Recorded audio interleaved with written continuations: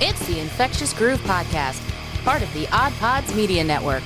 Recorded from Detroit, Michigan, and Jacksonville, Florida. The Infectious Groove Podcast is your source for jammy jams, album reviews, and the best in-depth music discussion. Thanks for joining us. Now here are your hosts.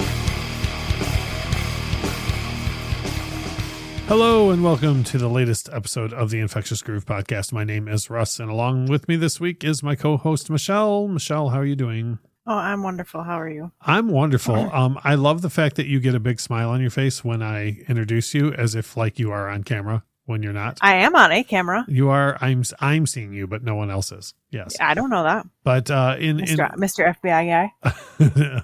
An answer to how are you doing, I feel, could be answered based on what I heard right before we hit record is gassy. I feel like you might be gassy. To be more specific, out my mouth, not out my butt. Okay.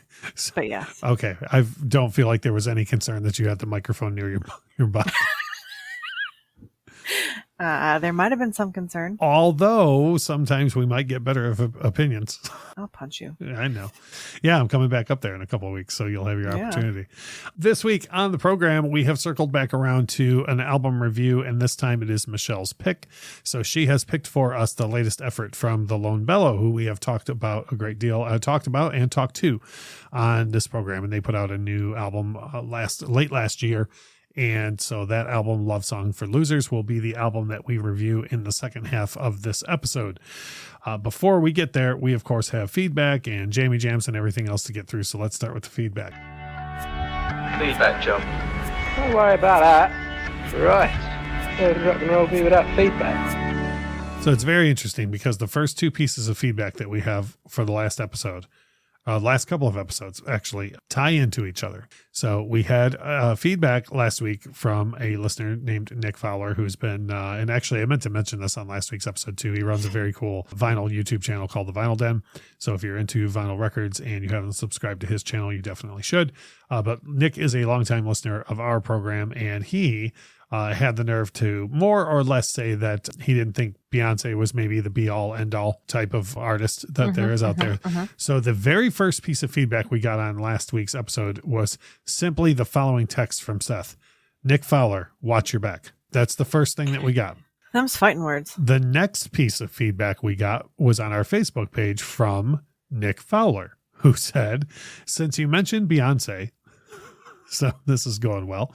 When Pitchfork named Renaissance as their album of the year last year, I commented on the Facebook post, and all I said was that it was a good album, but I wouldn't have it in my top 20 of 2022.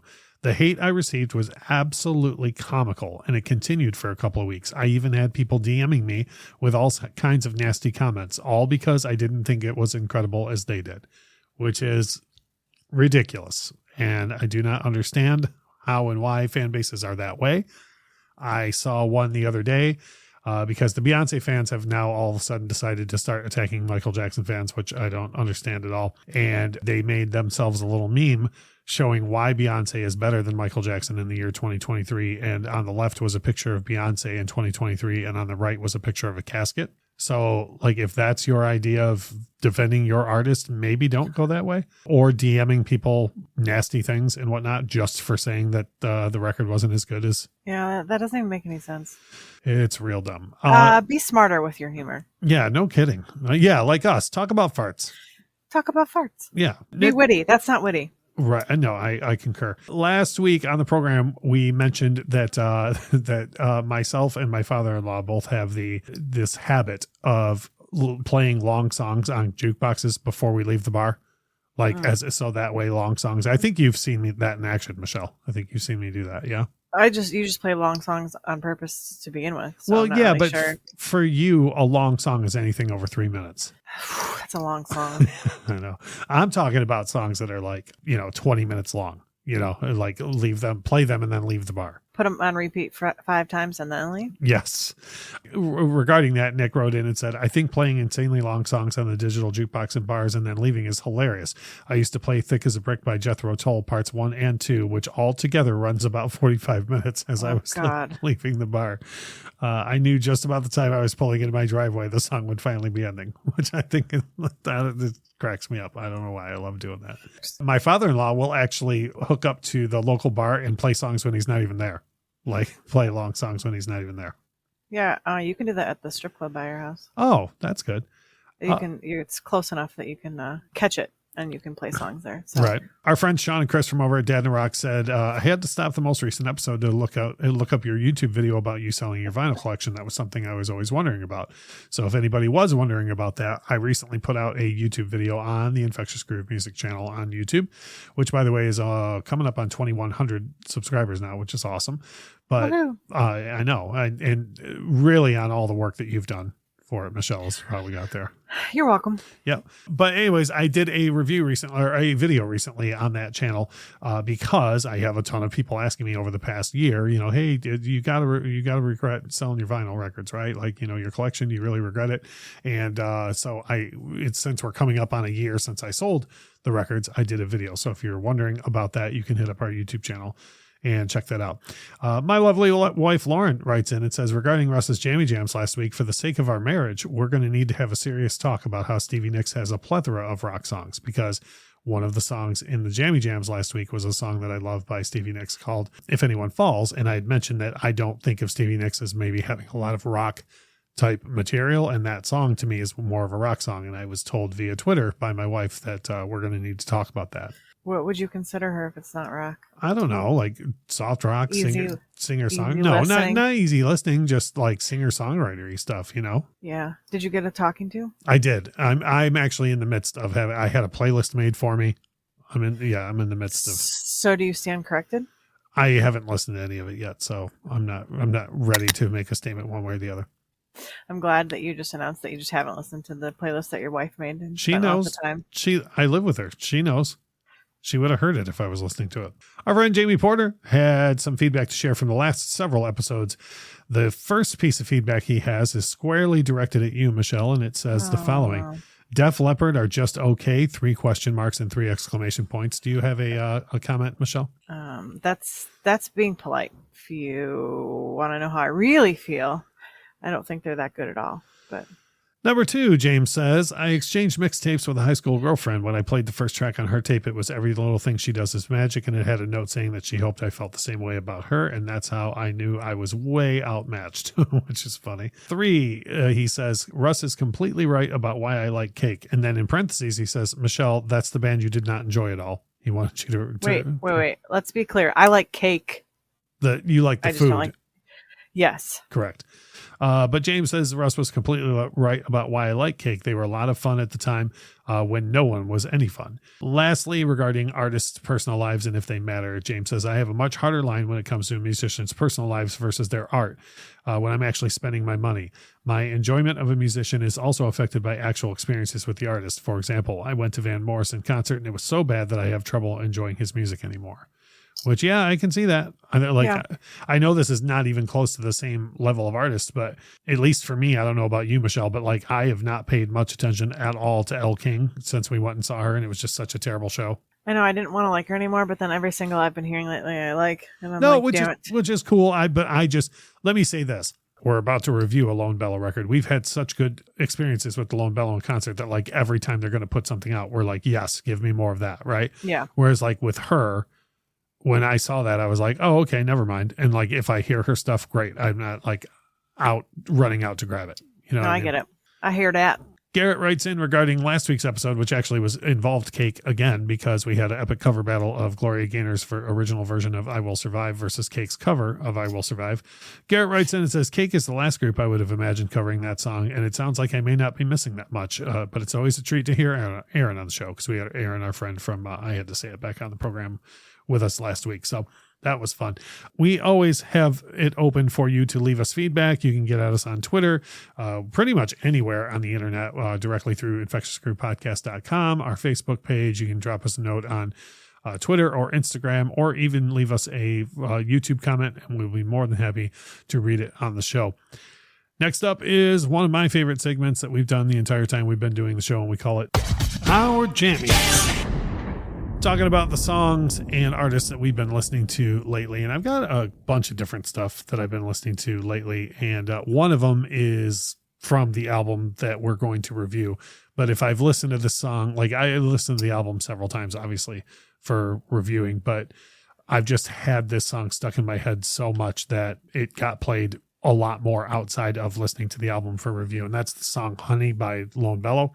So that was one of my jammy jams. And then I rarely do this, and I'm not going to put the whole album on the playlist, but I've been really, really listening to one particular Prince album a lot lately. And that's the album Parade, which is actually doubles as the soundtrack for a black and white comedy movie that Prince made called Under the Cherry Moon. But the way that record starts is just ridiculous. Like Christopher Tracy's Parade, New Position, I Wonder You, Under the Cherry Moon. It's like in the first 4 songs is like 4 completely different type of genres, but they all work together really well. So that's been a huge thing that I've been listening to.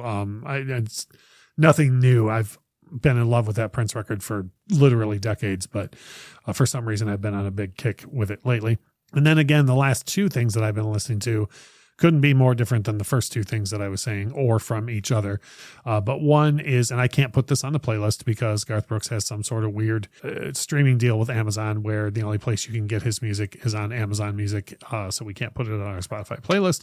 But there is a Garth Brooks ballad called The Change that just, we don't talk politics and all that stuff, but with a lot of the things going on in the world lately, this is one of those songs that for me just reminds me why I try and be as good of a person as I can be and put good out into the world. And that's more or less what the song is about, is like, no matter how much the world changes, Garth isn't going to change who he is and continue trying to do good things. So I've had that song a lot on my mind. I've listened to it a ton. And then lastly, I've been listening a lot to one specific song by Dokken, which again is completely different than everything else on here. And I'm not even a big Dokken fan. Like they have their fans, and I don't really dislike anything I've ever heard by Dokken, but I'm not like the world's biggest fan. But I would assume their biggest hit is the song I've been listening to a lot, which is called In My Dreams. And I like the song overall, but the guitar solo in it is like one of my favorite guitar solos of the entirety of the 1980s. And that's saying a lot. Like the 80s were a very, very much the glory days for rock guitar. And that solo on that song is just fantastic. Like I would literally listen to that whole song just to get to the solo, like not even put it on and just skip to the solo, listen to the whole song just to get to that. So I've been listening to a bunch of different stuff, and the one is kind of cheating with the one Lone Bellow song, but I listen to that song a lot more than just the few times that I listen to the record to write down my notes for a review and whatnot. So those were my jammy jams. Michelle, what have you been listening to? Oh boy. So obviously I've been listening to the Lone Bellow, and did you know that they just released a new single for this album that we're reviewing yesterday? Yes. And it's a jam. Mm-hmm. So that's one of my jams. It's called Fallen. So we both cheated. But it's not on this record. Yeah. It must be from the sessions for it.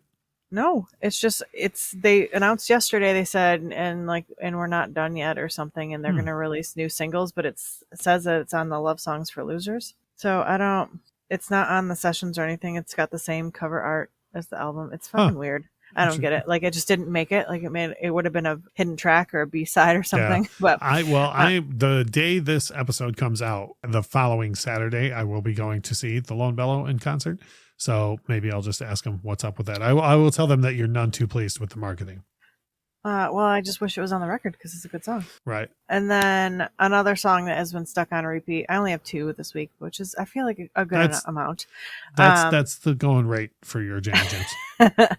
Is Virginia by The Head and the Heart. I don't even like The Head and the Heart that much, but this song, it's so catchy, and I just keep catching myself. As soon as it comes on Spotify, I just play it on repeat over and over. I feel like you've mentioned them before, haven't you? I'm pretty sure that I've mentioned the song before, but like I'll go months without hearing it. It's not one of those songs that I ever seek out either. I'm always like, oh yeah, that's a good song. And then it'll come on and I'll be like, damn, that's a good song. I need to hear it again and again and again and again. So honestly, I don't even know much about The Head and the Heart. So I can't tell you if it's like an average Head and the Heart song, but it's just so good. It's so catchy. They have an acoustic or unplugged or however, they have another version of it too. That's really good. But yeah. So you kind of answered my question already, but I was going to ask anyways. So they're one of those bands that I always hear of. Yeah. But like I never look into their stuff. So, okay, that's what I was going to ask. You haven't ever looked into any more of their stuff? No, this is one of those songs that Spotify has insisted that I should listen to and I should like, and they're actually right. So when I just put on like my whatever daily mix or whatever, it usually ends up on one of them, and then Gotcha. I get hooked, and then I'll forget about it like in 2 months I'll forget it exists, and then in 6 months it'll come up again. I'm like, oh my god, this song's so good. Oh, I like it that way because I'm not overdoing it. Like I'm not like it's just the perfect amount, So and then it'll this go away. is one of those instances where you're okay with what Spotify is doing for you. Yes, the one time, yes. Okay. Before we end the show, we're going to need to come up with a spreadsheet so like Spotify knows what pleases you and what doesn't. Did you see that AI DJ thing they have? Yes. Did you try it? I do not want anything to do with that. All it is like just this fake DJ that uses your name and stuff, and then like little inserts would be like, "Hey Russ, let's check out this song." Yeah. It's so cheesy, and I don't like it. Anyways, that is why I want absolutely nothing to do with it whatsoever. However, if you are listening to us on Spotify, or if you have a Spotify account and you want to listen to the songs and artists that we've been listening to, or have just discussed in this episode, or the album that we're going to review in the second half of the episode, you can go and find the Infectious Groove Podcast playlist that Michelle updates every week, and all the songs that we've mentioned and the artists and everything that we mentioned just now in the Our Jammy Jam segment, along with the full album that we're going to review, are all going to be available there for you. We are going to take a quick break. When we get back, we are going to go through an album review, and this time it was picked by Michelle. We're going to go through the latest effort from the Lone Bellow. The album is called Love Songs for Losers. Talk through what we like, what we don't like, and give it a grade. When we come back, you're listening to the Infectious Groove Podcast on the Odd Pods Media Network.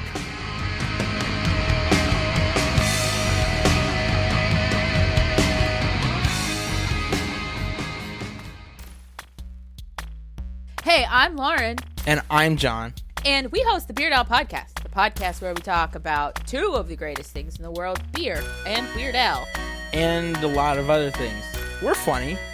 Yeah, that's basically what I told him to say. Good job with your script. Listened. Yay! But no, seriously, we try and pair a beer with a Weird Al song and talk about both things and go where the conversation takes us. It's fun, I promise. You'll like it. Yeah, I mean, if you like talking about random things as well as, fine craft beers and some wonderful craft music. Hey, I'm Pantsless Aaron. This is Stevie. And I'm Augie. And we are BFYTW, a podcast all about playing games and having fun. Our games are usually based on British panel shows and game shows, but we'll play anything that captures our attention and imagination. Why? It's right there in the title. You'll never guess what the F stands for.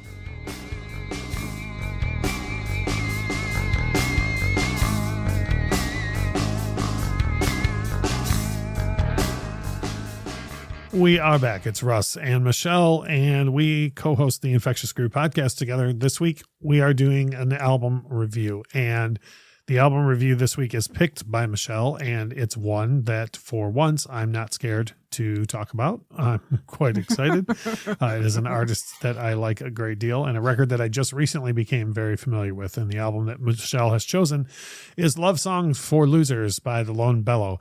Lone Bellow is made up of Brian Elmquist, Keneen Pitkin, Zach Williams, and they're from Nashville. This is their fifth album. It was released November 22nd, 2022.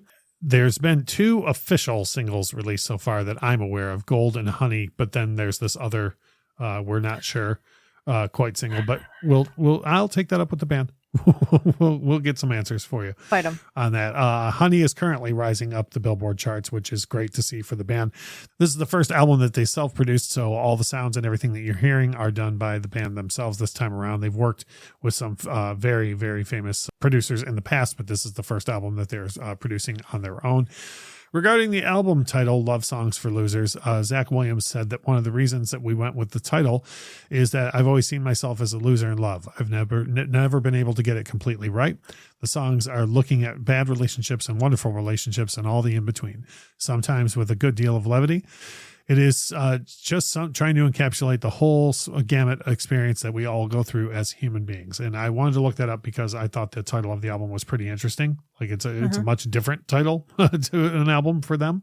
Yes. So having said that, that is some background on the record. And we always ask either the listener that brought the album to us or myself, or in the past, Kyle and now Michelle, why it is that we're picking this album for review. So Michelle, why are we picking this album for review? Well, first of all, it's because it's wonderful and we love this band and we like to promote them. And I figured that this was as good a chance as any. It's probably my last go around to pick an album, probably.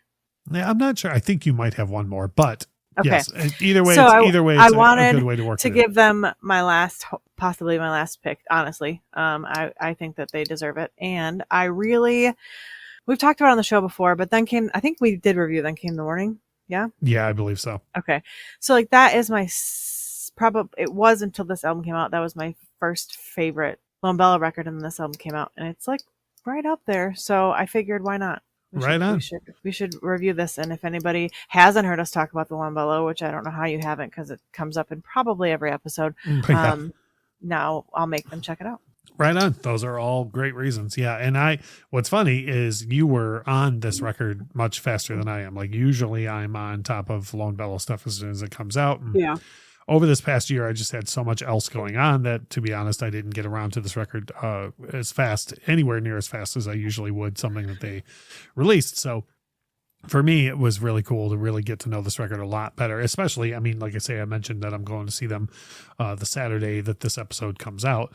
So it's good for me to know their newest material as well. So, but there's a lot going into it that, it doesn't guarantee just because you like a band a lot doesn't mean you're going to like everything that they put out. The fact that they produced it themselves this time, that they tend to grow on each record. So it was an interesting listen for me to like really listen intently to this one. So having said that, we always ask what your favorite tracks are on the record. I've got more than a few on here that I like a great deal. Michelle, what are your best tracks on the album? My best tracks are Honey, Gold, I'm in Love, Cost of Living, Wherever Your Heart Is, and Dreaming. I am very front heavy on this record. I don't dislike anything, but I really love that front half of the record. It just is jam after jam, in my opinion. So I was similar. And again, I do have a stinker, by the way, at least one, but I was also the same way where I was like, man, this is really front heavy. And there's nothing that I dislike on the back end of the record. My issues with the album come in the middle of the album, but I wonder if it's the same issue that I have. We'll find out. Let's find out together. But there's nothing that I dislike on it, but for me, my favorite tracks, Honey, of course, I mentioned that in my Jammy Jams. I don't even know if you'd call it the chorus, but the part of the song that says, I got my headlights off and the radio on, and oh man, that's like, if someone, that's an example of something I would show someone and go, this is what the Lone Bellow sounds like. You know what I mean? Like that specific part of that song. Dreaming, Cost of Living, Gold, which took a while to grow on me. Gold is really? Yeah, that's the first thing I heard off of this record, and I didn't love it when I first heard it. And I didn't just hear that one song and go, oh, the rest of the record's gonna suck. I didn't love it enough to where I was like, okay, well, I can take my time getting to the rest of that record. Right. You know what I'm saying? So you think that was a bad choice then? For the first single, for sure. Yeah. Like, oh yeah, for sure. Like I get why it was the first single, but I would absolutely have picked Honey and pushed it to the moon for the first single. Yeah. Also, I feel like that's an amazing way to open the record. Oh yeah. I know it's probably open discussion, but just from the second. So I think I'm sure I listened to a few singles, but I never like sat down and listened to them on repeat. Like I just checked them out. And then when I first sat down and listened to this record cover to cover, and I was like, yep, this is my stuff. This is what I'm about. Yep. Keep going. Yeah. So. Well, I know this has been your jam. Like this whole album has been your Jammy Jams at least once or twice since it was released. I'm sure. But yeah, I mean, those are ones that I loved. And then the last one I was going to mention that I love is from way later on the record. And it's a song called Caught Me Thinking. So I almost put that on my Jammy Jam list. I had it on there. And then when I did my re-listen today, and I was just like, I like it, but it's been reduced from Jammy Jam level. Oh my. I don't know. So here's what I love about it though. I want an entire record of that sound. Like that like song. The Motown. That Stax soul Motown sound. It's all, to me, it almost is like if Lone Bellow ran into Nathaniel Rateliff, this is the song that you would end up with. Or Anderson East. It gave me a real Anderson East vibe. Yeah. And I want an entire record of that. Like, you know, it all like almost to the point where it almost doesn't fit on this record because it sounds so different than the rest of it. It's the second to last song, isn't it? Yeah, so It's like right. It's almost like they didn't know where to put it. Yeah. Yeah. And they've had that happen before too. Like I would argue one of my favorite songs by the Lone Bellow, Heaven Don't Call Me Home, doesn't really fit on then came the morning. Like it just doesn't go with the vibe of the whole rest of the record, you know? But like if you give me an album full of songs like Caught Me Thinking and Heaven Don't Call Me Home, and I'm all over it, you know? Yeah, I almost think that that Fallen, that new single that came out, should have been in that place. In that group. Well, maybe that's the deal. Maybe they just had more like that they didn't know much what to do with. Yeah. But yeah, that's on Spotify too, though, so we can just kind of throw that on there as well. I'll add it. Yeah. As for stinkers, I have one full stinker and one half a stinker, but my half a stinker made your jams, so I'm kind of screwed, and usually I never screwed. My number for sure stinker, Unicorn. It just there's nothing. It's just not there for me. It's not there for me, but I wouldn't skip it on the album. Like I wouldn't, if it's playing, I'm going to play all the way through. I wouldn't lift the needle for it, but it's definitely not one of my jams. So yeah. So we've talked about this before, like what exactly defines a stinker, right? And like when you said the needle thing, it made me think of it like, so I wouldn't get up to lift the needle and skip this, but I would absolutely skip it on streaming. But would you say you would never want to hear it again? No, but like, well, I guess, yeah. Like if the option is given to me, if the option's given to me, I'm going to skip it. Okay. But if someone turned it on, if someone played it on the jukebox and you don't have enough credits to skip it, you would just listen to it. Well, yeah, but that's, I would do that with Creed. You know what I mean? Like, you would go outside and smoke for Creed. I probably would actually.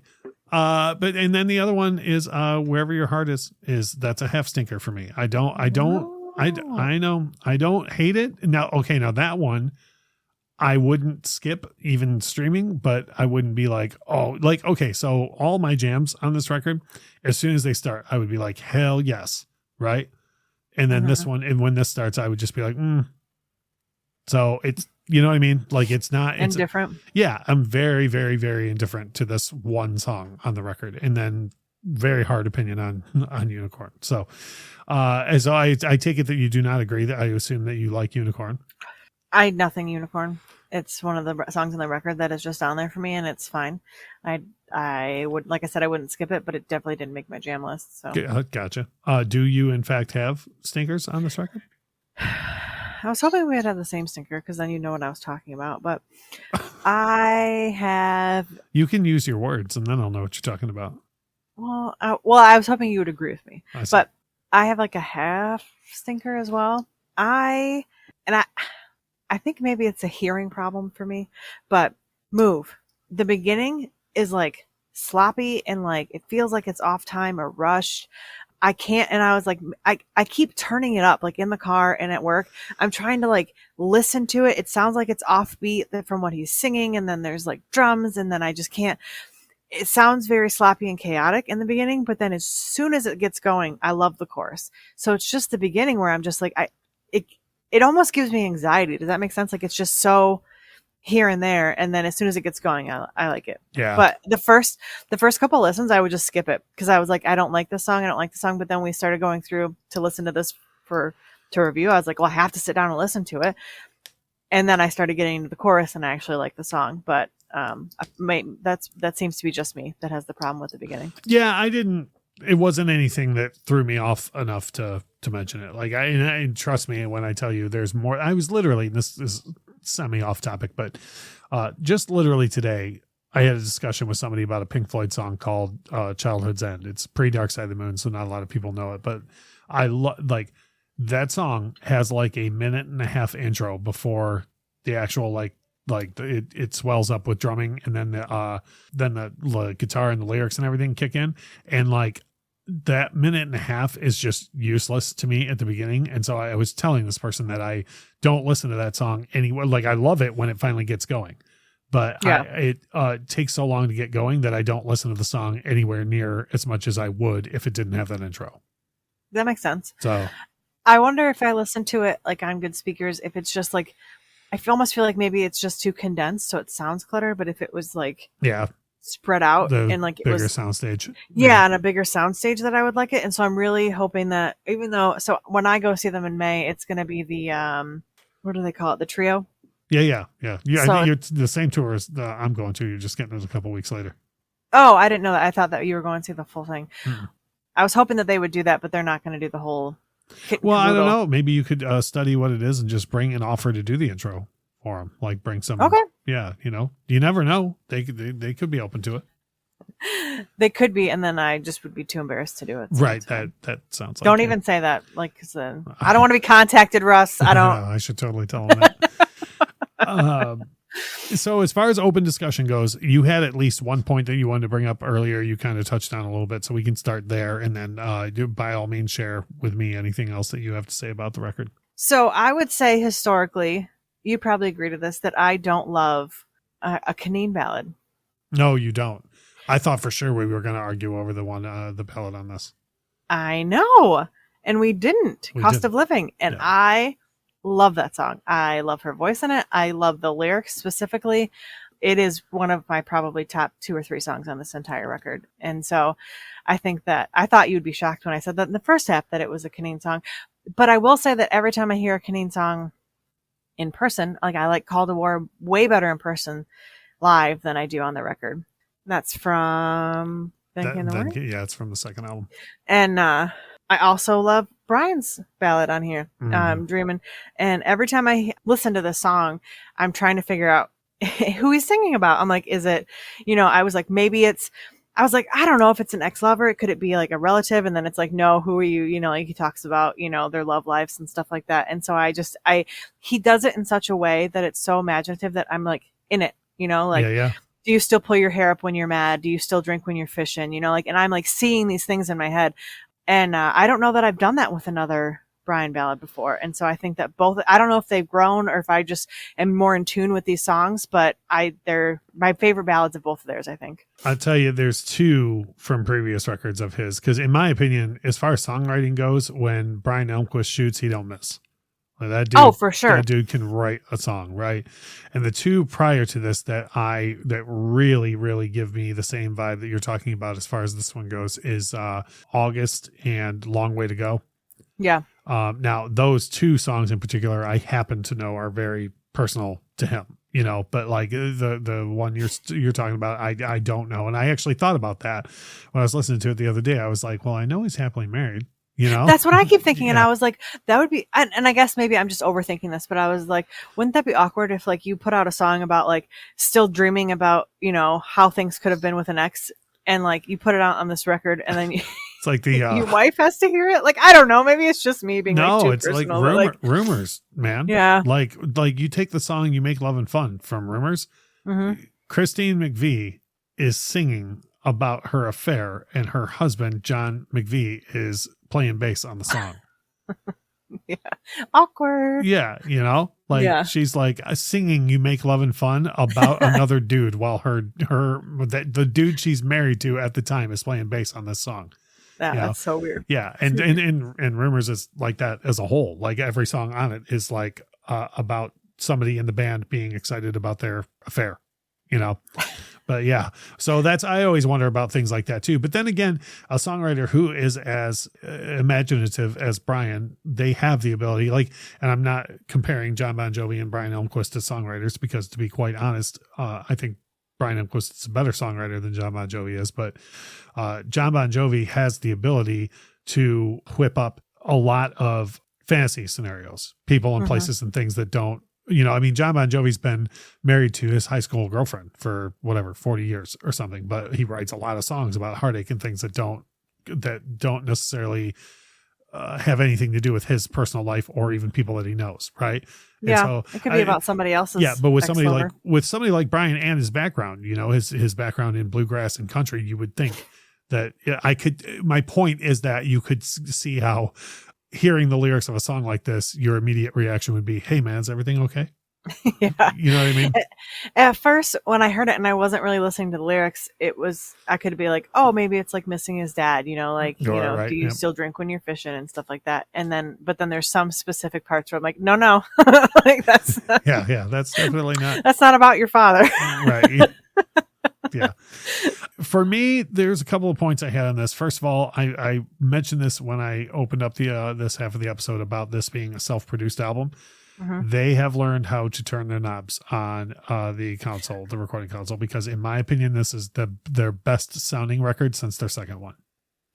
And I don't really pay attention to that much, except for I know that the first album just sounds like, no offense, dog shit compared to what they sound like live. But Right. I did appreciate the sound on this. Like I felt like they're getting closer to what they actually sound like. Yeah. And they've worked with Dave Cobb and Aaron Dressner. Like they've worked with like big names in the production community, like highly sought after producers. And I think they did a better job with this record than either of those cats did. It's just a very good sounding album. I think it's far and away the best sounding LP they've had since their second album, which in my opinion, up until this one, their second album, Then Came the Morning, I think was by far their best sounding record until this one. And this, I'm not ready to say this sounds better than Then Came the Morning, but it at least sounds as good as. Give it like a year. Yeah. Yeah. Well, and also I haven't even heard it on vinyl yet. I haven't heard any of the songs live yet. So like, I tend, before I make that kind of call, I like to hear the music in different environments, like this. You gotta let it marinate. Yeah, this has all just been streaming through my phone or PC at this point. I haven't really listened to the record, but just even in that environment, I can tell it's much better sounding LP. Yeah. I think that this might be their best album overall, period, out of the 5. It's certainly their most complete album since Then Came the Morning. I can agree on that.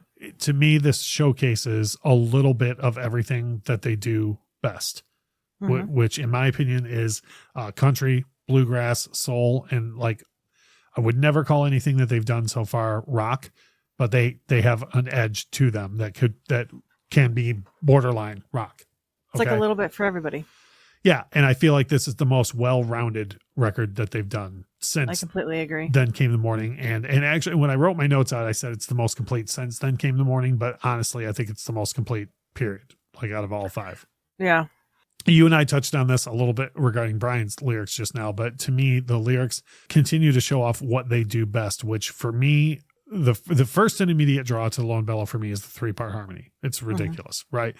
After that, when you listen to what they say, which is funny because both you and I are very lyrical people, and both of us continually do this with New Lone Bellow, where we just get excited to hear it, and we hear the harmonies, and we're like, yay! And then like within weeks, we're like, oh, that song's sad.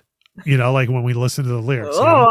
Yeah. Awkward. But I love that they continue. And Zach, I should say, Zach is amazing at this as a songwriter. You take seemingly small things and make them into great observations is what they do so well. And it can make it, to me, their music makes me appreciate small things and the beauty in things that I don't see regularly.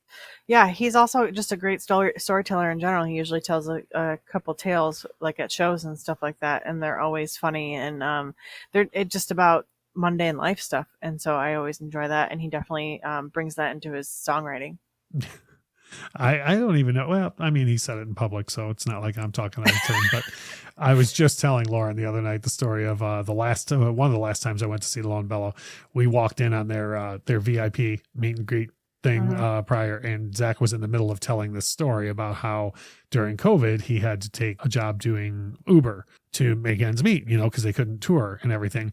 And there was he didn't say who it was, but he said it was a son of a very famous person had taken an Uber to one of the record labels, and the whole way there knew who Zach was, and Zach knew who he was, and all the way there was talking down to Zach about like how they're not a big enough deal to have, he's got to be driving Uber basically.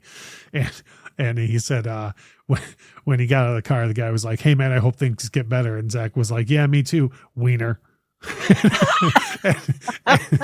and I like when you said he tells the little stories at the shows and stuff. I was literally just sharing that one the other day where he was like, he will put lyrics in songs that are more eloquent than wiener, but it was very funny the way that he said it. I wouldn't mind a wiener in a song. Yeah. You wouldn't mind a wiener at all. But yeah, there's little things the older I get, the harder I try to stop and, appreciate little things, like see beauty in things that I've never appreciated before.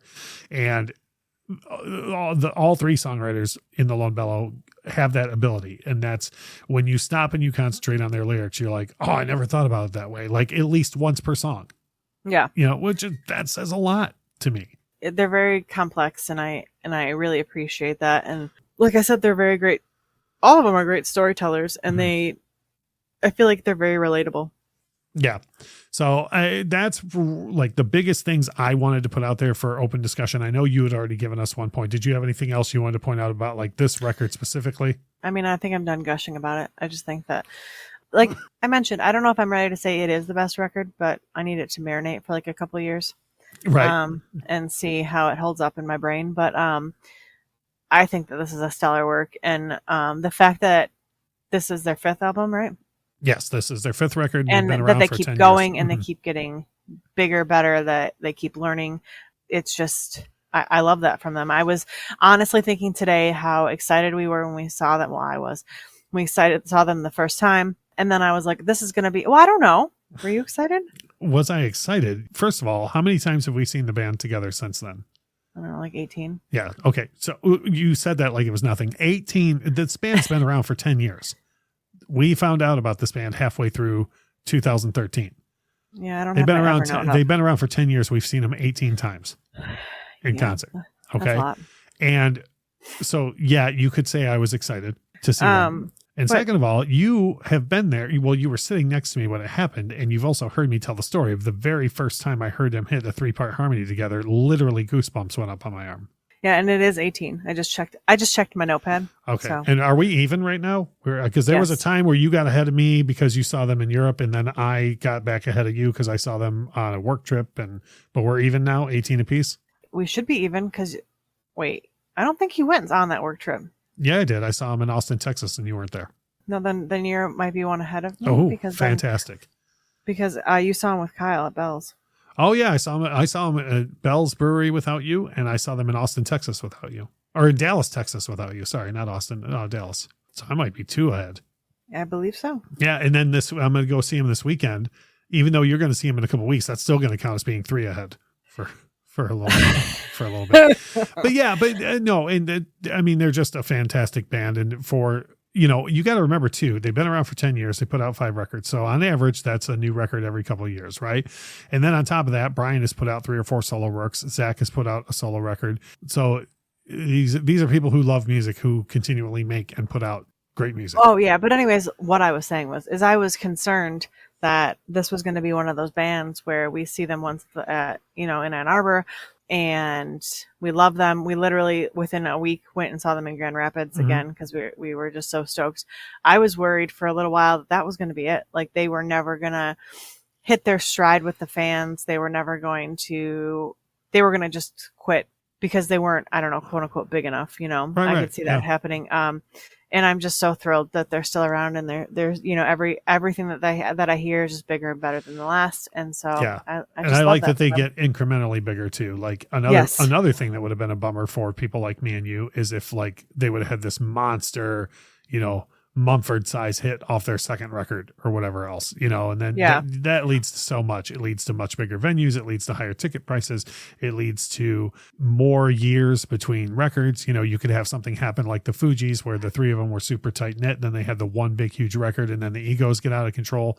Like we're very blessed to have this band the way we have had them for the time that we have. Yeah. I'm sure that they would love it to have the one hit that makes them, and then they do stadium tours and stuff. I don't know. I think they're quite content with the connection that they have with their fans. I mean, it's great when the fan base grows, but I get the impression that they very much love the connection that they have with the fan base that they have at this time. Well, that's good.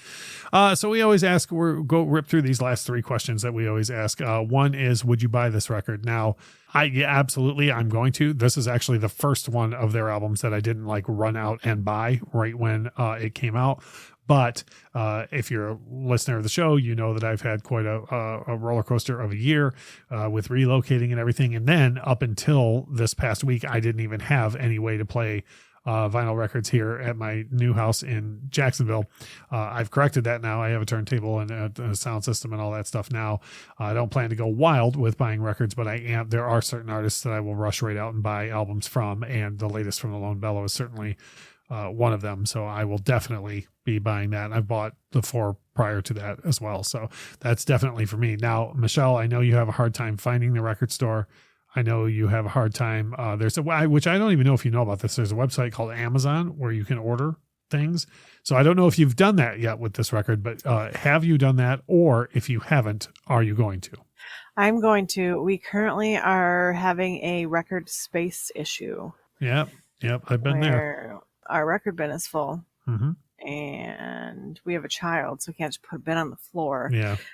So I've been on hold until I can figure out anything else. But it is obviously on my list of things to buy, and I'm going to buy the record. I actually just bought Half Moonlight, I don't know, 6 months ago, I feel like, so right you before this like new to record wait, came out. You like to wait till their albums are out for about a year and a half before you pick one up. And that was I think literally at that point I was like, I don't have, there's no room for any more records. So I've been, I'm going to give them my money, 100 times over. So it just hasn't happened yet. You could just do what I used to do and just, build new tables every time you're out record. I don't have any place to put the tables. No, I know. I was joking. I would. I think this next question has been answered a million times over the past 3 years, but we always ask it anyways. Michelle, would you recommend this record to people? I have, and I will, and I will knock on people's doors in the middle of the night and ask if they've heard the good word of the Lone Bellow. And yeah. Same here. I have been recommending this band strongly to anybody who speaks English for the past 10 years, up into including my in-laws were in town a couple of weeks ago for our wedding.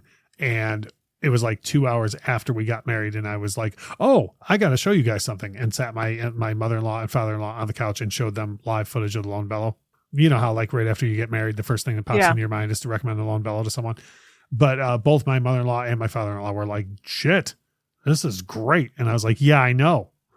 Tell your friends. Yeah. Well, they live up in northern Pennsylvania, and the Lone Bellow goes through that section of the country a lot. So next time they come up that way, I'm going to tell them, okay, well, if you think the footage you saw was great, wait till you go see them. So I'm going to get them over to a show. So now we come to the rating on the record. We always rate it scale of 1 to 10, with 10 being the best, and give a quick reason as to why. For me, I will give mine first and let you go last, Michelle, since this was your pick. This record comes in at a 9 for me. And the reason why it comes in at a 9, if you're wondering why so high, is because of those things I said, where I think this is the best record, the best production that they put out. I think it's the most complete production that they've put out. The reason why it doesn't get a 10 is because there is definitely one song that I would skip every single time it comes up on streaming, and other people may enjoy that song. It's not like it's not a song I hear and I go, oh my God, there's no way anybody would like this. It's just one that I don't enjoy. So that for me takes it from a perfect 10 down to a 9. So Michelle, you picked this record. You have professed your love for the Lone Bellow. You've told us about your concern about Brian's marriage. I did not say that. Don't put words in my mouth. Kidding. So you have analyzed this record, and from a scale of 1 to 10, with 10 being the best, what is your rating? I give it also a 9. There's just some songs, like I said, the beginning of Move, Unicorn's just not the my whole jam. intro. The whole intro to Move just takes it down one whole step. Yeah. Well, for it to be 10, I would feel like it would have the entire record would have to be jams, and it's just not. There's some songs that are just there for me. And so, but like as far as their catalog goes, like I'm with you, it probably is better, their best record that they've come out with so far. And so, ask me again in a year. But we'll bring the show back for one special episode next year just to ask you that question. Yeah, so I give it a 9, and it's a great record. Right on. By the way, and I know I'm not saying this to be funny, I know you don't listen to the show on the episodes that you're not on, but when we reviewed Billie Eilish Happier Than Ever a couple of weeks ago, would you like to guess what rating I gave that? A 10. I gave it my first and only 11. What? Yes. That is how serious I am about that album. That's shocking. Would you not agree with that rating on that album? I would not. Oh boy. Well, guess you should have been on the episode. we could have talked it out. However, it is available on your podcast platforms if you want to go back and listen to that episode. What's Michelle. a podcast? Yeah, I know you ain't kidding. So having said that, we always love it when Michelle comes down from her throne and joins us on the episodes. You're welcome.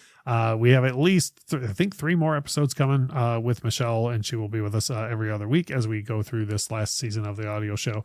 And of course, we always have the YouTube channel, Infectious Groove Music, so you can go over there and check that out.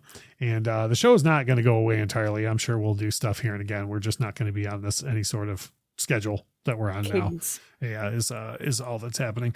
So having said that, next week on the program, we are going to be joined by some very, very fun friends of ours, the crew from the BFYTW podcast. It's a podcast because you listen to it on your podcast platform, but it's more of a game show than anything. These guys are a riot.